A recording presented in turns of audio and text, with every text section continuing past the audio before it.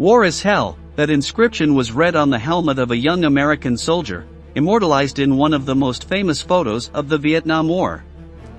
In retrospect, and knowing the atrocities experienced by both sides, it is impossible not to agree with that message.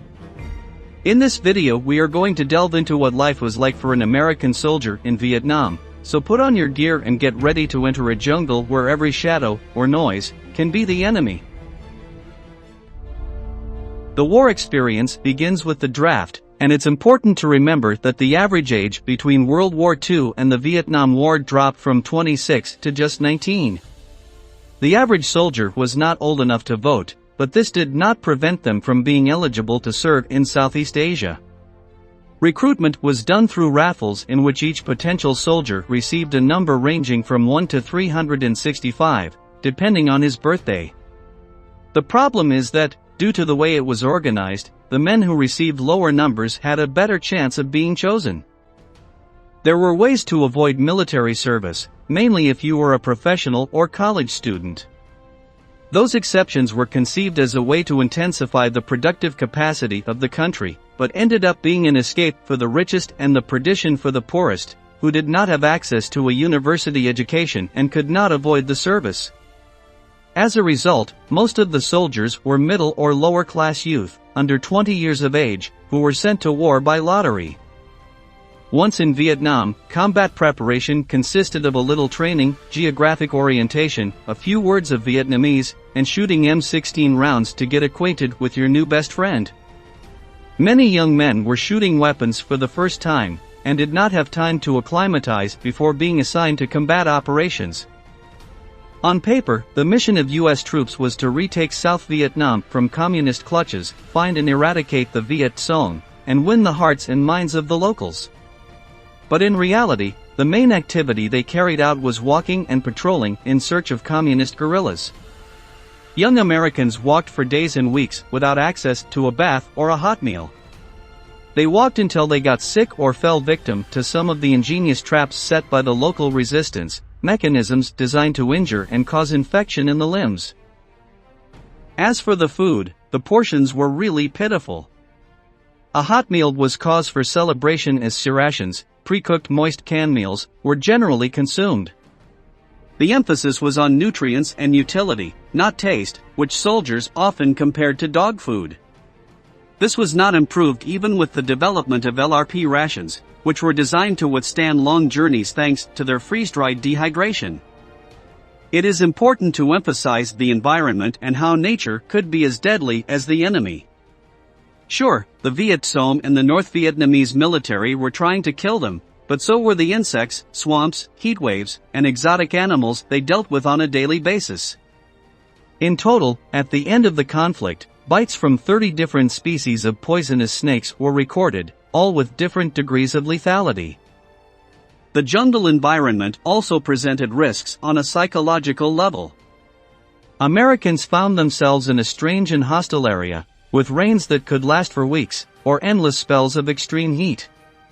Depression and low morale are quickly contagious diseases in the context of a war, and having a demoralized team can be a death sentence, especially when on the other side there are peasants willing to do anything to defend their land. The Viet Cong used the terrain as another weapon. North Vietnamese forces avoided large-scale engagements at all costs, preferring small-cell skirmishes, ambushes, and booby trapping. For the Americans, each step could be the last.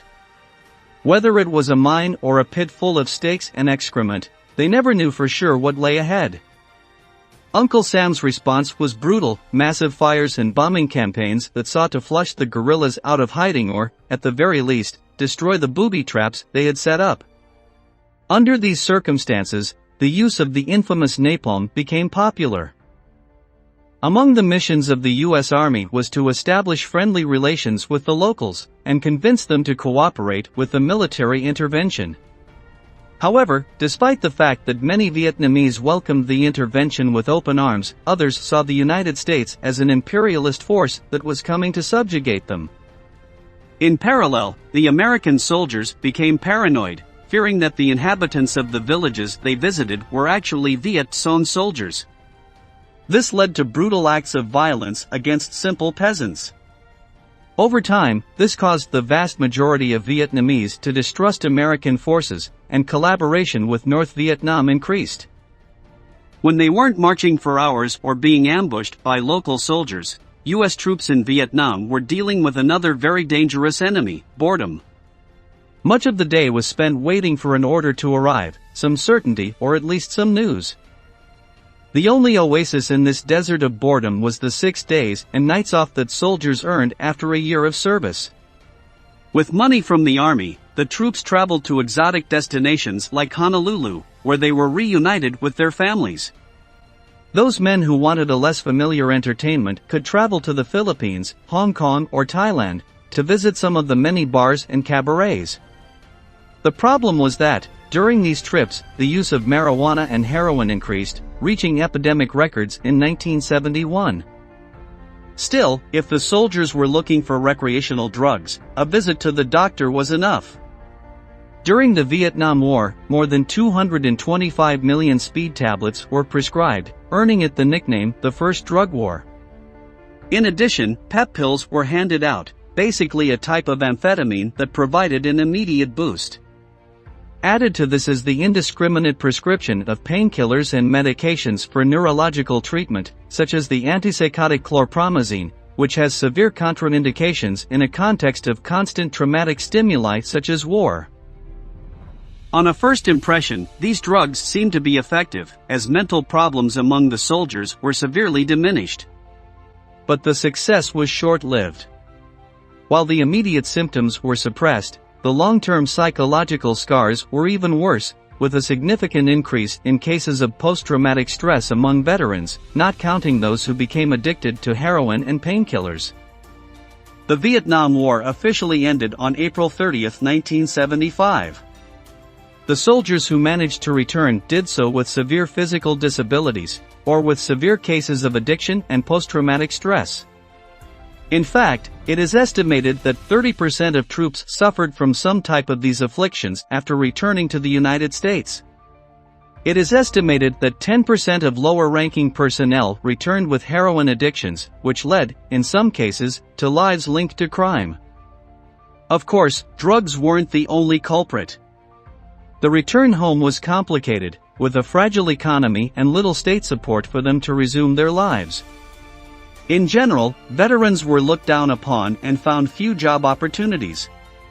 As the inscription on the soldier's helmet pointed out, war is hell, but that punishment extended beyond the duration of the conflict. The experiences in Vietnam marked a whole generation of young Americans with fire, leaving scars that are still palpable today. What other war experiences would you like us to explore?